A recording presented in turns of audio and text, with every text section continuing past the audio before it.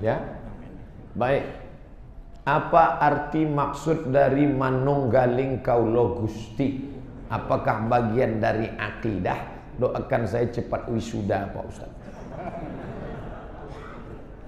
Ada Tuhan besar. Lalu Tuhan besar ini mengalami isyraq, emanasi, memancar. Tuhan yang besar memancar, melahirkan Tuhan-Tuhan kecil. Tuhan yang besar ini namanya Gusti. Tuhan yang kecil itu kaulo. Maka Gusti bisa connect dengan kaulo, manunggaling kaulo Gusti, menyatu dengan Tuhan. Hai Ustadz Abdul Somad, kenapa kau enggak sholat? Masa Tuhan nyembah Tuhan? Aku kan Tuhan, sudah menyatu dengan Tuhan. Itu terbaca dalam sebuah syair yang ditulis oleh seorang tokohnya.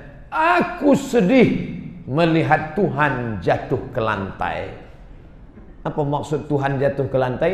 Waktu itu dia sedang pangkas, rambutnya jatuh ke lantai. Karena dia adalah bagian dari Tuhan. Aku ini Tuhan. I am a God. Aku Tuhan. Aku sedih melihat Tuhan jatuh ke lantai. Tapi kemudian aku tersenyum karena yang menyambut aku di bawah juga Tuhan. Karena tanah itu pun Tuhan. Keyakinan serba Tuhan. Maka ini datang dari Yunani kuno, masuk ke India, masuk ke tempat kita. Sekarang pun ada juga yang berkeyakinan seperti itu. Jamaah memperlihatkan FB-nya ke saya, dia tulis besar-besar, Tuhan tidak pernah menciptakan aku, tapi aku adalah bagian pancaran dari Tuhan. Itu ada. Bagaimana cara mengatasi ini? Tidak bisa ditangkap, karena pikiran itu sudah masuk ke kepalanya. Dia hanya bisa diajak berdialog. Bagaimana kita bisa berdialog? Dia tidak pernah mau mendialogkannya. Maka anak-anak kita di masa akan datang, diperbaiki isi kepalanya, masukkan ke lembaga pendidikan Islam. Di mana? Yayasan Pesantren Islam Al-Azhar.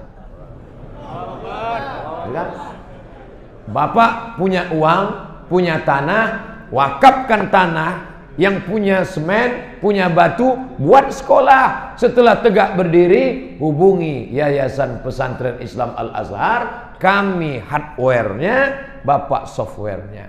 Bagaimana paketnya, kurikulumnya dari Al-Azhar. Nanti ada tambahan-tambahan, polesan.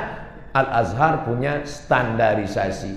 Utamanya dari Yayasan Al-Azhar ini adalah dakwah dan sosial. Dakwah sosial. Lalu konsen pada bidang pendidikan.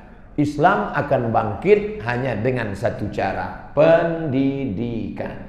Islam tidak bangkit dengan teriakan Allahu Akbar. Memangnya habis ini Allahu Akbar, selesai ini apa? Perut lapar. Allahu Akbar, Allahu Akbar. What's next? Habis ini apa? Betul, setelah kumpul ramai-ramai Allahu Akbar.